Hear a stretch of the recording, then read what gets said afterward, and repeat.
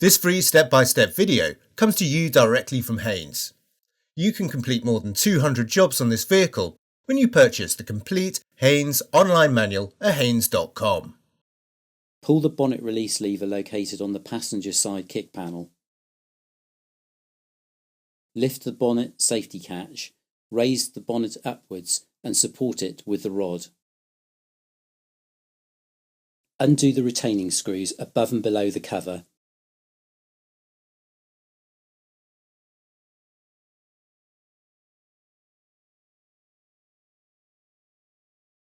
Remove the filter cover.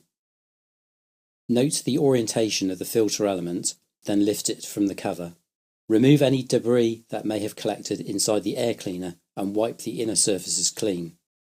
Fit a new air filter element in position, ensuring that the edges are securely seated. Refit the cover and securely tighten the retaining screws.